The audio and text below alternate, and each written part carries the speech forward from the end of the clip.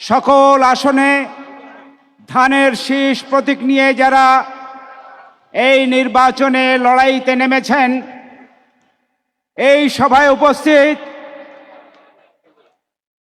প্রিয় খুলনাবাসী, আসসালামু আলাইকুম।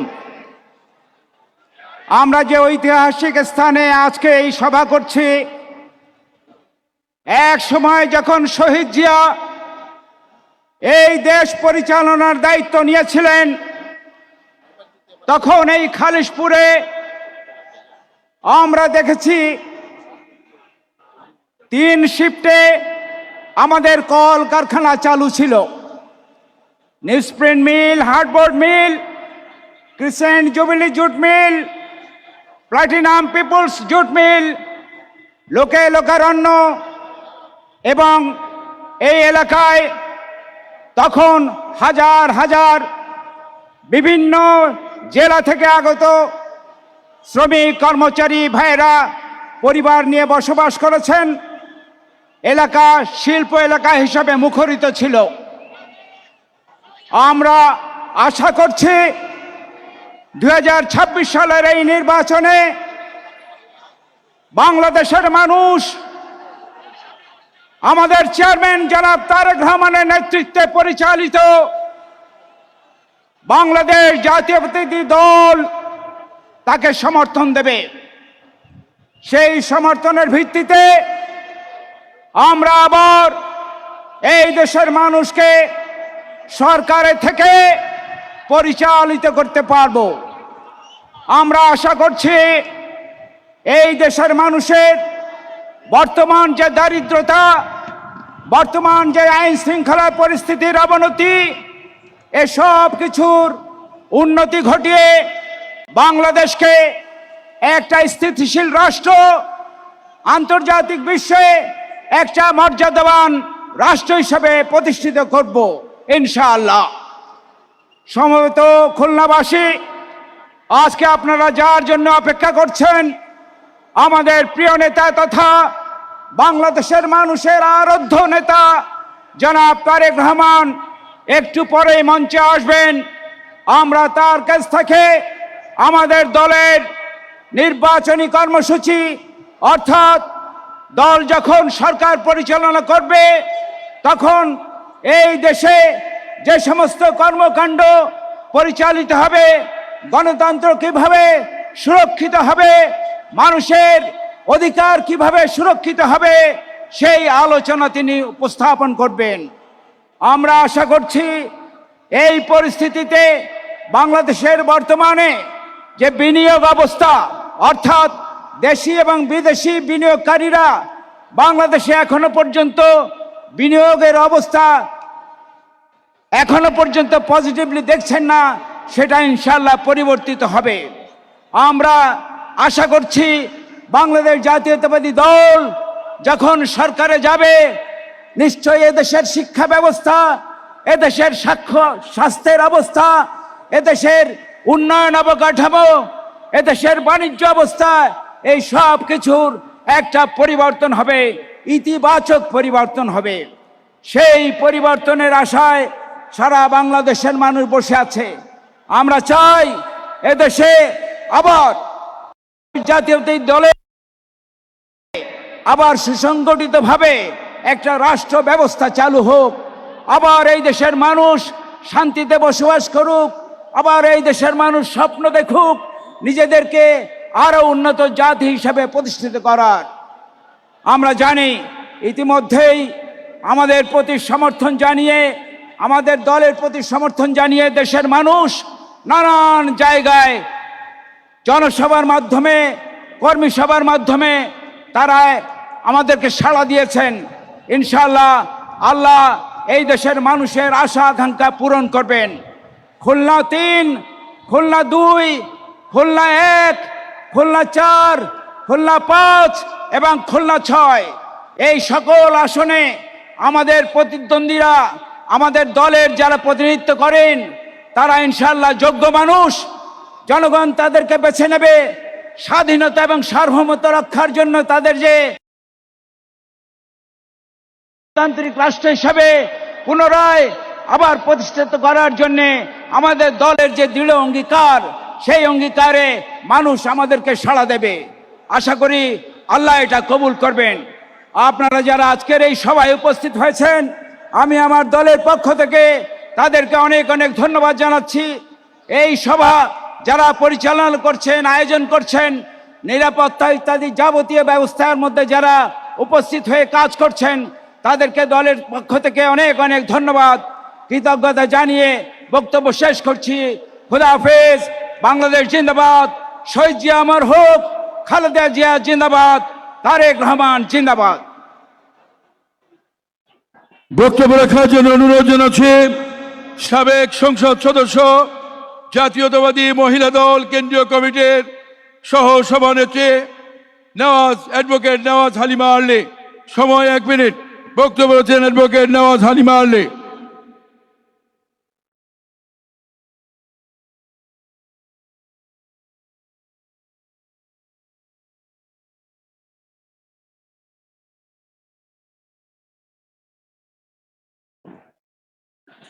বিসমিল্লাহির রহমানির রহিম। দীর্ঘদিন পর আমাদের আজকে অনেক আনন্দের দিন।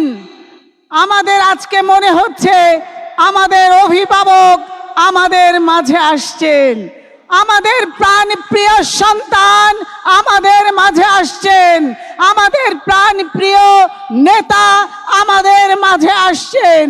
আমাদের বহু আগে চলে যাওয়া সেই শহীদ প্রেসিডেন্ট জিয়াউর রহমানের স্মৃতি ধারণকারী রক্ত আজকে খুলনার মাটিকে গর্বিত করতে আসছেন। আজকে আমাদের আদর্শের রক্তবাহী মাতা বেগম খালেদা জিয়া নেই। ম্যাডামের সেই জানাজা প্রমাণ করেছিল তিনি কতটা আল্লাহর কাছে প্রিয়। ম্যাডামের আসার দিন তারেক রহমান যেদিন বাংলাদেশের 17 বছর পর মাটি ছুঁয়েছিলেন, সেদিন আমাদের সবার চোখে আনন্দের অশ্রু ছিল। আমরা খুলনাবাসীরা এই দিনটার জন্য অপেক্ষা করছিলাম, কবে আমাদের নেতা আমাদের মাঝে আসবেন। আজকে সকলের ইচ্ছায় মহান আল্লাহ রব্বুল আলামিন তিনাকে আজকে এই মাটিতে আনবেন। আমরা খুলনাবাসী এটা স্পষ্ট জানি এই মাটি কত পবিত্র। এখান থেকে জয়ের সূচনা হবে। তিনি আমাদেরকে অনেকগুলো ফ্ল্যাগ উপহার দিবেন। তিনি আমাদেরকে বাংলাদেশের উন্নয়নের জন্য ভাগিদার করবেন। তার আমন্ত্রণে তিনি আমাদের আমন্ত্রণে এখানে আসবেন। এ কারণে আমরা আমাদের সকলের পক্ষ থেকে একটা জোর হাততালি জানাতে চাই। সকলকে অনেক অনেক শুভেচ্ছা। নেতার আগমনে আমরা সকলেই উদ্বেলিত, উদ্ভাসিত আনন্দে এই আনন্দের যাত্রা 12 তারিখে সকলেই আমরা ধানের শীষে ভোট দিব। খোদা হাফেজ। বাংলাদেশ জিন্দাবাদ। বক্তব্য রাখার জন্য অনুরোধ জানাচ্ছি প্রিয় সমাবেশ, আর কয়েক মিনিটের মধ্যেই আমাদের কাঙ্ক্ষিত নেতা আমাদের মাঝে উপস্থিত হবেন। সকলেই করতালি দিয়ে অভিনন্দন জানাবেন। ভাইরা আমার, বক্তব্য রাখার জন্য অনুরোধ জানাচ্ছি বিএনপি খুলনা বিভাগীয় সহ সাংগঠনিক সম্পাদক আমাদের প্রাণপ্রিয় নেতা বাবু জয়ন্ত কুমার কুণ্ডু। বক্তব্য রাখছেন বাবু জয়ন্ত কুমার কুণ্ডু।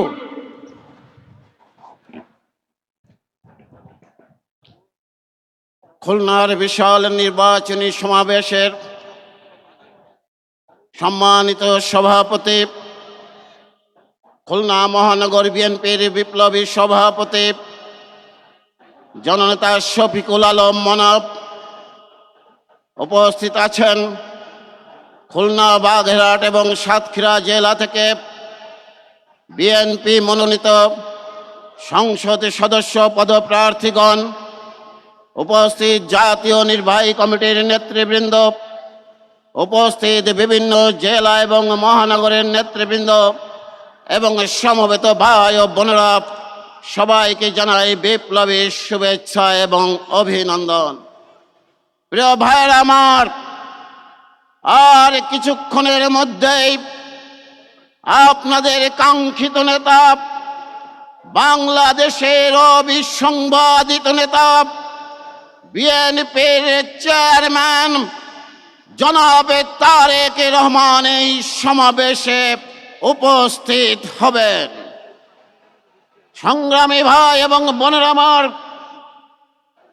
আমরা 1971 সালে শহীদ জিয়ার নেতৃত্বে বিজয় অর্জন করেছি। আমরা 1990-এ আপসহীন দেশনেত্রী বেগম খালেদা জিয়ার নেতৃত্বে আমরা বিজয় অর্জন করেছি। আমরা 2024 সালে আমাদের প্রিয় নেতা জনাব তারেক রহমানের নেতৃত্বে ফ্যাসিস্ট হাসিনাকে বাংলাদেশ থেকে বিদায় করেছে এবং বিজয় অর্জন করেছে। আগামী 12 ফেব্রুয়ারি জাতীয় নির্বাচনে ধানের শীষকে সারা বাংলাদেশে বিজয়ী মিলে সমস্ত পরাশক্তিকে পরাজিত করব, সমস্ত অপশক্তিকে আগামী নির্বাচনে পরাজিত করে আমরা তারেক রহমানের নেতৃত্বে বিজয় অর্জন করব, এই আশাবাদ ব্যক্ত করে আমার বক্তব্য শেষ করছে। বাংলাদেশ জিন্দাবাদ, শহীদ জিয়া অমর হোক, বেগম খালেদা জিয়া অমর হোক, তারেক রহমান জিন্দাবাদ। প্রিয় সমাবেশ, বক্তব্য রাখার জন্য অনুরোধ জানাচ্ছে বাংলাদেশের সর্ববৃহৎ যুব সংগঠন, উপমহাদেশের সর্ববৃহৎ যুব সংগঠন বাংলাদেশ জাতীয়তাবাদী যুব দল কেন্দ্রীয় নির্বাহী কমিটির বিপ্লবী সভাপতি, যুব সম্রাট, যুব সমাজের আইকন, যুব নেতা আব্দুল মোনায়েম মোল্লা। বক্তব্য রাখছেন আব্দুল মোনায়েম মোল্লা। বিসমিল্লাহির রহমানির রহিম। ত্রয়োদশ জাতীয় সংসদ নির্বাচন আগামী 12 ফেব্রুয়ারি। নির্বাচনের এই পথ পরিক্রমায় আজকে খুলনার খালিশপুরে আজকের এই নির্বাচনী সমাবেশে সভাপতিত্ব করছেন যিনি, তাকে সহ উপস্থিত সকলকে জানাই, এমপি প্রার্থী যারা আছে তাদের সকলকে জানাই যুবদলের পক্ষ থেকে আন্তরিক অভিনন্দন, ধন্যবাদ। গুরুত্বপূর্ণ বক্তব্য রাখবেন বিএনপির সম্মানিত চেয়ারম্যান। দু একটি কথা বলার জন্য, বাংলাদেশের মানুষ ধর্মভীরু কিন্তু ধর্মান্ধ নয়। বাংলাদেশের গুপ্ত একটি দল যারা ইসলামকে বিক্রি করে, ইসলামের চেতনাকে তারা তাদের স্বার্থে ব্যবহার করে মানুষকে বিভ্রান্ত করে তারা এই নির্বাচনী বৈতরণীর পার হতে চায়। আমি তাদের উদ্দেশ্যে বলি যে দয়া করে মুসলমানদের সেন্টিমেন্টকে নিয়ে খেলবেন না, ইসলামকে বিক্রি করবেন না, ইসলামকে অপব্যবহার করে আপনারা এই নির্বাচনের মাঠকে আপনারা আপনাদের পক্ষে নেওয়ার যে অপচেষ্টা করছেন, বাংলাদেশের সাধারণ মুসলমান কিন্তু এটা কোনো অবস্থাতেই পছন্দ করছে না।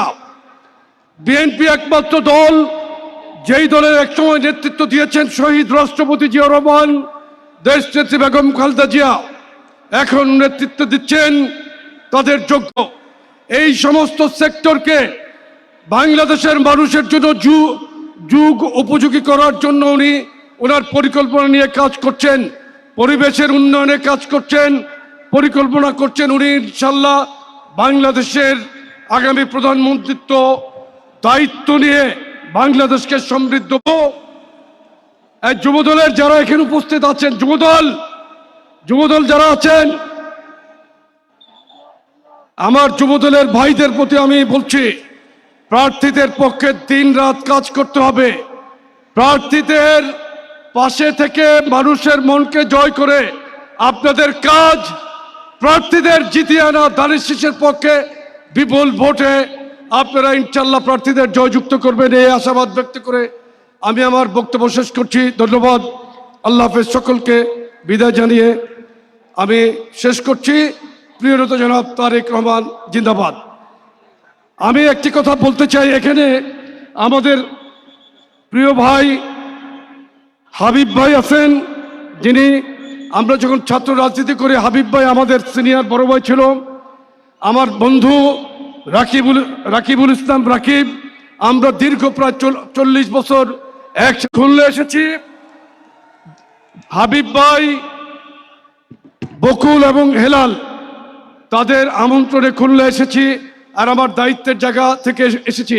এখানে উপস্থিত আছেন মঞ্জু ভাই, আলী আসগর, লবি ভাই সহ অন্যান্য যারা প্রার্থী আছেন তাদের সকলের জন্য শুভেচ্ছা রইল। ধন্যবাদ সকলকে।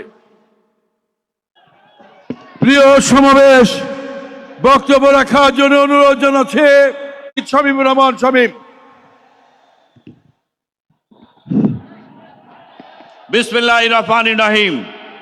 আজকের এই ঐতিহাসিক নির্বাচনী জনসভার সম্মানিত সভাপতি অ্যাডভোকেট শফিকুল আলম বড় ভাই, উপস্থিত রয়েছেন খুলনা, বাগেরহাট, সাতক্ষীরার ধানের শীষের মনোনীত সংসদ সদস্য প্রার্থীগণ, জাতীয় নেতৃবৃন্দ, এই 3টি জেলা থেকে আগত নেতা কর্মীবৃন্দ, সাধারণ জনগণ, সবাইকে আমি আন্তরিক শুভেচ্ছা এবং অভিনন্দন জানাচ্ছি। প্রিয় বন্ধুরা আমার, এই বাংলাদেশের আজকের এই মুহূর্তে সবচেয়ে নির্যাতিত এবং জনপ্রিয় নেতা বিএনপি চেয়ারম্যান, আগামী দিনের রাষ্ট্রনায়ক, যিনি আগামী 12ই ফেব্রুয়ারি জনগণের ভোটে নির্বাচিত হয়ে আল্লাহ রাব্বুল আলামিনের ইচ্ছায় রাষ্ট্র পরিচালনার দায়িত্ব পাবেন, প্রধানমন্ত্রী হিসেবে যিনি নির্বাচিত হবেন, জনাব তারেক রহমান, আজকে খুলনায় আগমন উপলক্ষে এই খুলনা খালিশপুরের কৃতি সন্তান রকিবুল ইসলাম বকুল খুলনা 3 আসন থেকে নির্বাচন করছেন। 4 আসন থেকে আর একজন কৃতি সন্তান আজিজুল বারী হেলাল সহ হাবিব ভাই সহ সাতক্ষীরায় প্রতিদ্বন্দ্বিতা করছেন। আজকের খালিশপুরে প্রত্যেকটি শিল্প প্রতিষ্ঠান বিরাট বুদ্ধিবৃত্তিতে পরিণত হয়েছে। লক্ষ লক্ষ হাজার হাজার শ্রমিক নাগরিক সমস্ত শিল্প কলকারখানা লুট করে বন্ধ করে দেওয়া হয়েছে। শ্রমিকদের বেকার করা হয়েছে। লক্ষ লক্ষ শ্রমিক বেকার হয়ে গেছে। দেশনেত্রী বেগম খালেদা জিয়া এই শিল্প প্রতিষ্ঠান চালু করেছিলেন। 91 সালে শ্রমিকদের কর্মসংস্থানের ব্যবস্থা করেছিলেন।